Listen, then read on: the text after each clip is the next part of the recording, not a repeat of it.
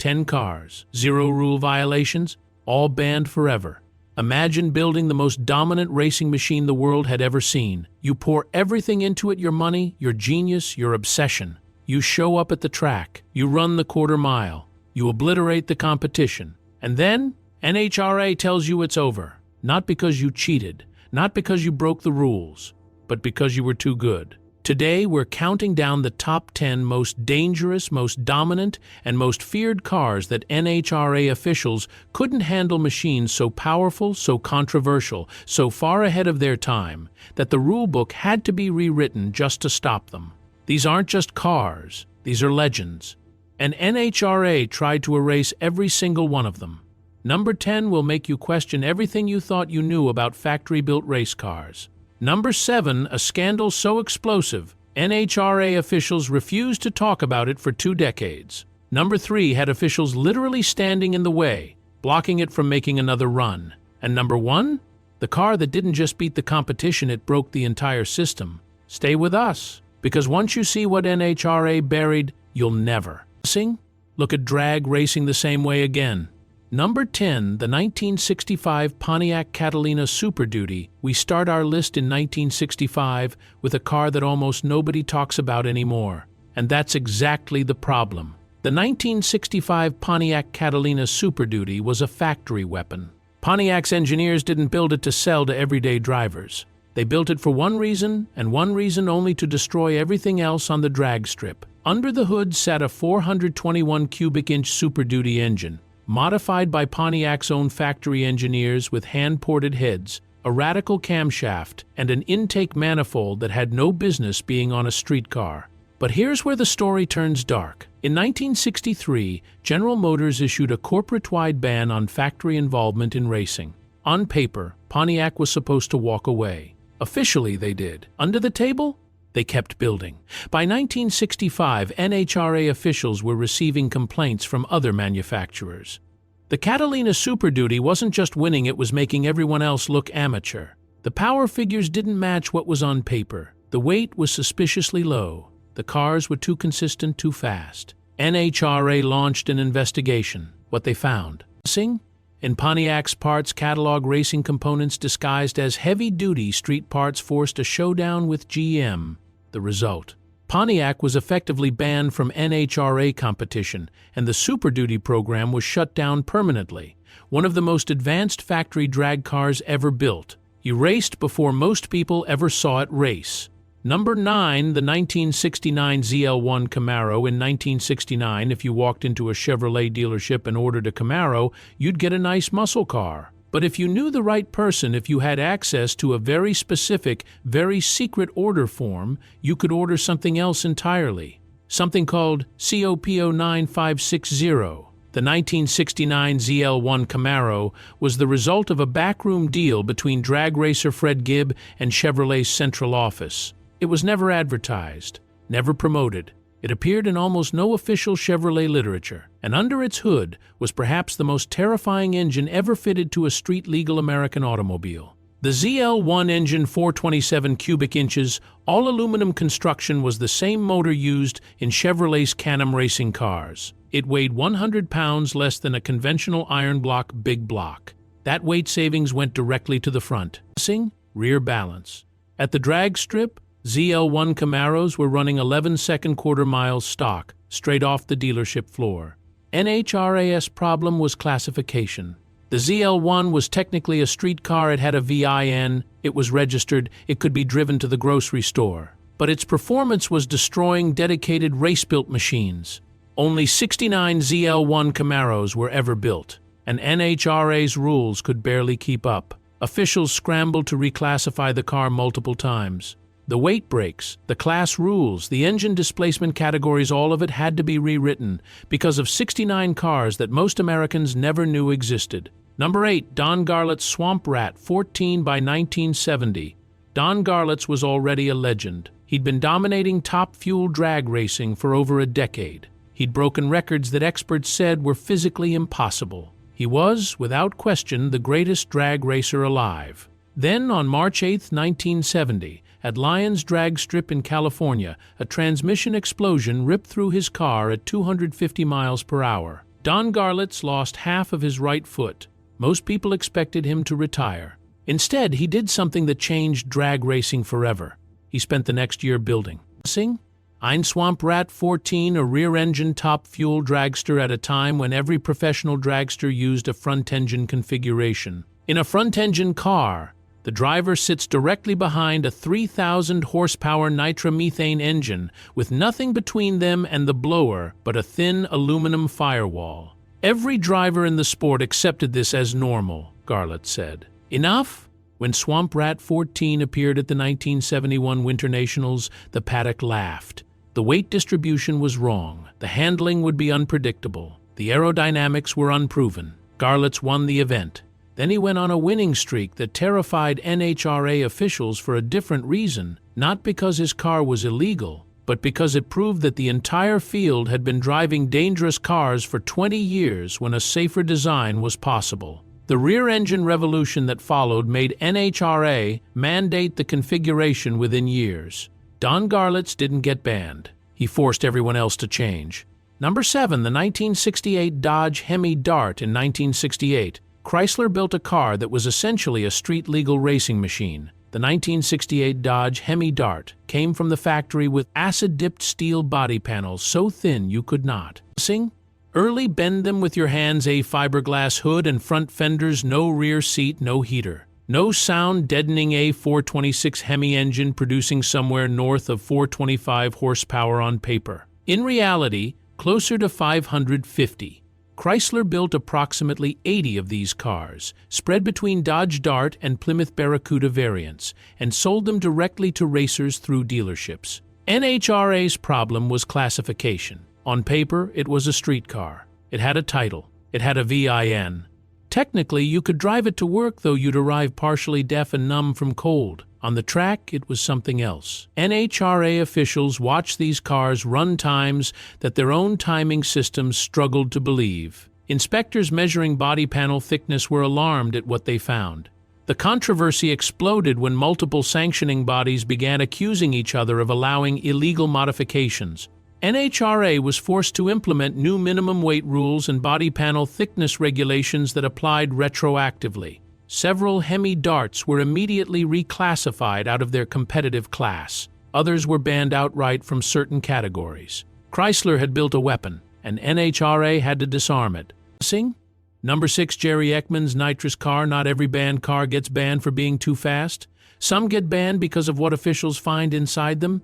Jerry Eckman was a respected pro-stock competitor in the late 1970s. Consistent, professional, quietly competitive. Nobody suspected a thing. Until one teardown changed everything. During a routine post-race inspection, NHRA officials discovered a hidden nitrous oxide injection system concealed within the frame rails of Eckman's car. The lines were run through the chassis, invisible to standard inspection. The activation switch was disguised as a standard electrical component. Nitrous oxide, a gas that dramatically increases the oxygen content in an engine's combustion chamber, producing massive power spikes, was completely illegal in pro-stock, and Eckman had been using it. The discovery sent shockwaves through the pro-stock community. If Eckman's system had gone undetected this long, how many other cars had similar setups? NHRA launched one of its most comprehensive inspection overhauls in history. New chassis X-ray requirements, new rules about electrical components, new teardown procedures targeting exactly the kind of concealment Eckman had employed. His car was banned, his results were expunged, and pro-stock drag racing was never inspected the same way again. One hidden bottle, an entire sports rulebook rewritten. Number 5, Bill Jenkins, 1972 Chevy Vega. Grumpy's toy. If you wanted to understand what made Bill Grumpy Jenkins dangerous, you had to understand one thing. He wasn't just a driver. He was an engineer. While other teams hired factories to build their engines, Jenkins built his own. While others relied on sponsorship and manufacturer money, Jenkins worked out of a small shop in Malvern, Pennsylvania, with a handful of mechanics and a mind that operated like a computer. In 1972, Jenkins showed up at the NHRA Winter Nationals with a car that looked completely unremarkable. A 1972 Chevrolet Vega, white, stock-appearing body. Nothing about it suggested what was coming. What Jenkins had done to that car was nothing short of revolutionary. The engine, a small block Chevy that on paper shouldn't have been capable of competing at the top level of pro stock, had been blueprinted to tolerances that the factory couldn't achieve. Every bearing surface hand-fitted, every port hand-shaped, the camshaft ground to a profile that Jenkins had calculated himself. The car was also illegally light. Jenkins had applied the acid-dipping technique, bathing body panels in acid to remove metal and reduce weight below the legal minimum. He disguised the modifications under layers of careful preparation. NHRA inspectors suspected something was wrong but couldn't definitively prove it on the first inspection. Grumpy's toy won. Then it won again. By the time NHRA officials had gathered enough evidence to act, Bill Jenkins had already moved on to his next loophole. The Vega was banned. The techniques Jenkins pioneered were written into the rulebook specifically to stop future iterations. But the car and the legend lived forever. Number 4, the 1963 Ford Thunderbolt. By 1963, Ford had decided it was done losing to Chrysler on the drag strip. The humiliation had been building for years.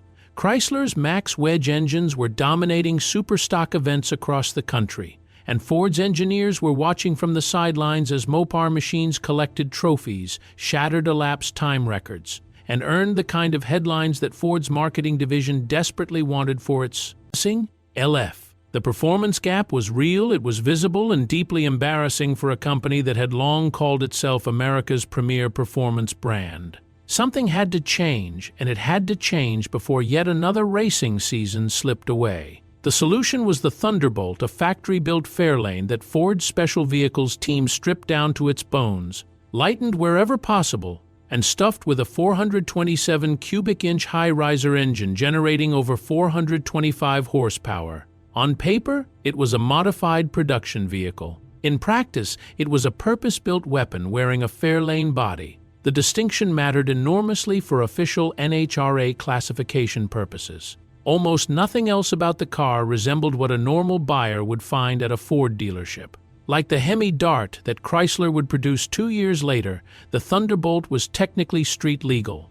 But the full list of factory compromises required to maintain that classification tells you everything about how seriously Ford was taking its racing ambitions and how little regard there was for anyone trying to drive this car on a public road. From the factory, the Thunderbolt arrived with plexiglass side. Windows instead of glass, lighter, thinner, and entirely impractical for daily use.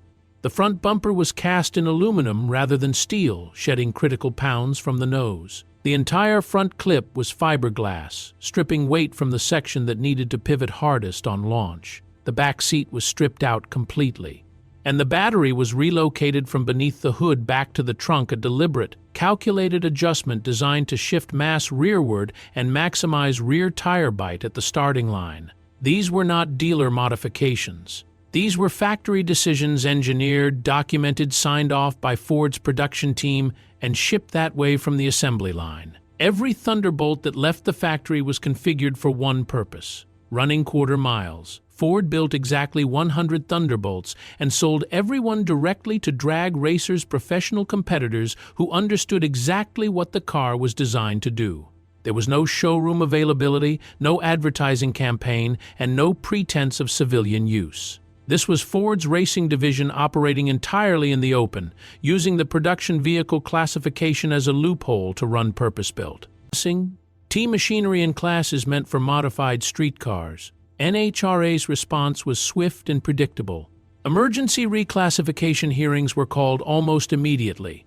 New weight minimums were proposed. Ford's racing division was summoned to lengthy negotiations with officials scrambling to write rules fast enough to keep pace with what manufacturers were doing on factory floors.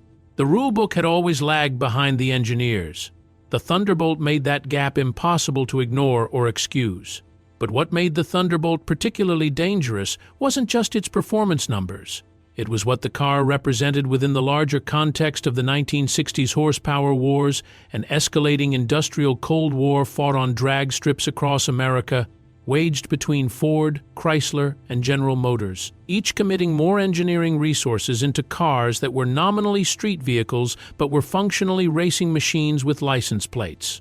Every time one manufacturer found a loophole, the others found two more. Every time NHRA attempted to close a gap, The factory engineers had already moved 3 steps ahead. The factories were no longer building cars for a class. They were building cars engineered to make the class irrelevant. NHRA eventually implemented sweeping rule changes that effectively ended factory superstock programs as they had existed since the early part of the decade. Weight minimums rose sharply. Documentation requirements for production vehicle classification became far more stringent.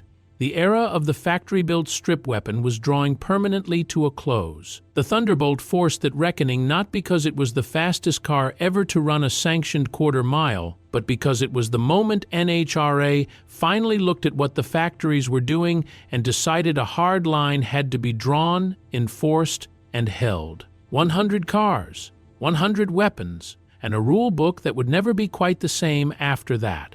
Number 3, Connie Kalitta's AA/fuel dragster. Some cars get banned for what they can do. Connie Kalitta's car came close to getting banned for what he did with it. Kalitta, known across the entire drag racing world as the Bounty Hunter, was one of the most ferocious top fuel competitors of the entire 1960s. His reputation preceded him to every event he entered. His driving style was borderline terrifying to watch from the stands, and even more terrifying to compete against from the other lane.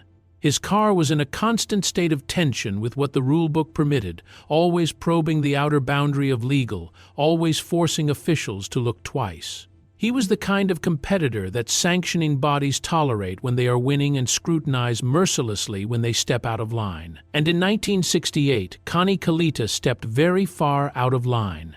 At a national event, Kalitta red-lit. He left the starting line a fraction of a second before the tree completed its sequence, automatically disqualifying his run before the car ever reached the finish line. The margin was not even visible to the naked eye. 0.002 seconds. 0.02 of a second separated Kalitta from a legal run. His reaction was immediate, visceral, and completely without any calculation or concern for consequence. He shut the car down, climbed out of the cockpit, and walked directly toward the NHRA official responsible for the timing call. In front of cameras, in front of the crowd, in front of every competitor, crew member, and spectator at the event, Kalitta put the official in a headlock. There was no ambiguity about with. Hat happened and no room for revisionist accounts. No competing narratives, no disputed footage, no space for interpretation of any kind. The bounty hunter had physically confronted a sanctioning body official in full public view, and everyone present had seen it happen. NHRA suspended Kalitta without delay and immediately began discussing the possibility of a permanent, lifetime ban from all sanctioned events. The internal debate inside NHRA's leadership was serious. Officials argued that tolerating this even partially, even with a reduced penalty, sent a message to every competitor in every class that the authority of officials was negotiable. That physical intimidation was a viable response to an unfavorable ruling. The drag racing community, predictably and almost immediately, was divided. Kalitta had supporters who argued passionately that the timing system had malfunctioned, that the 0.002-second margin was within the error threshold of the equipment, that the official had made a bad call, and Kalitta had simply reacted the way any competitor pushed past his limit would react. His defenders framed it as raw passion, as competitive intensity, as the unavoidable emotional cost of competing at the very highest level of a dangerous sport. NHRA's officials, however, saw something quite different. They saw a line that, once crossed, could never be uncrossed, and they saw the institutional damage that would follow if they failed to hold it. After several weeks of difficult negotiations between Kalitta's representatives and NHRA leadership, the lifetime ban was reduced. Kalitta was allowed to return to competition, but the terms of his return made clear that NHRA had not forgotten what happened and had no intention of pretending otherwise. His car and his conduct at events were monitored at a level no other competitor faced. Officials were stationed specifically at the starting line during his runs, not to watch the race, but to watch him.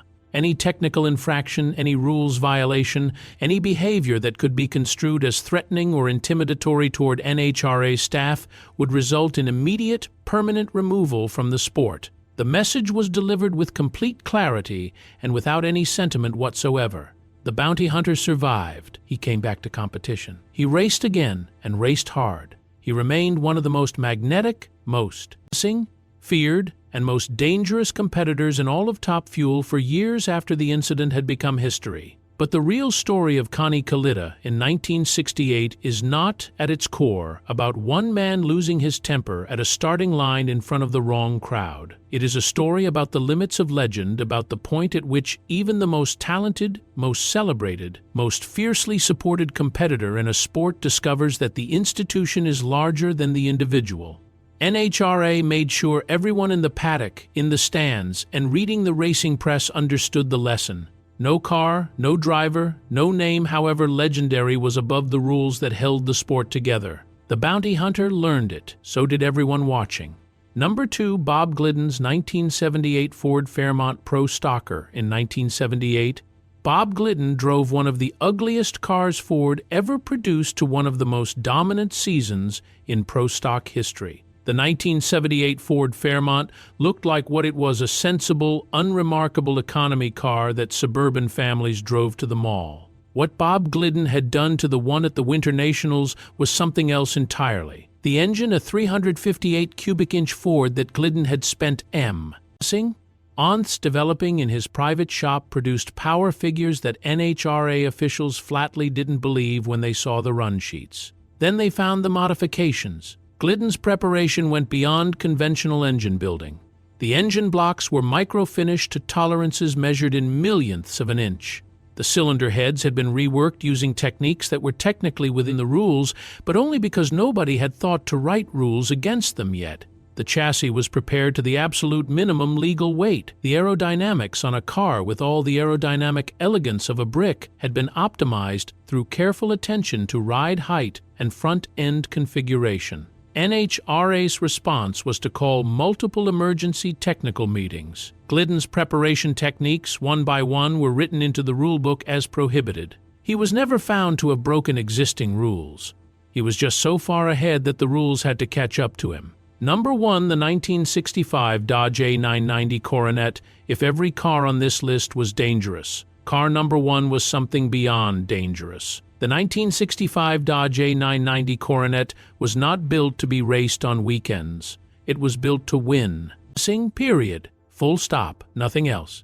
Chrysler's engineers stripped the car to its absolute minimum. Acid-dip body panels, aluminum front bumper, aluminum trim, the glass replaced with plexiglass, the sound insulation removed, the carpeting removed, the radio removed, and under the hood, the 426 Hemi engine in its most savage street legal configuration.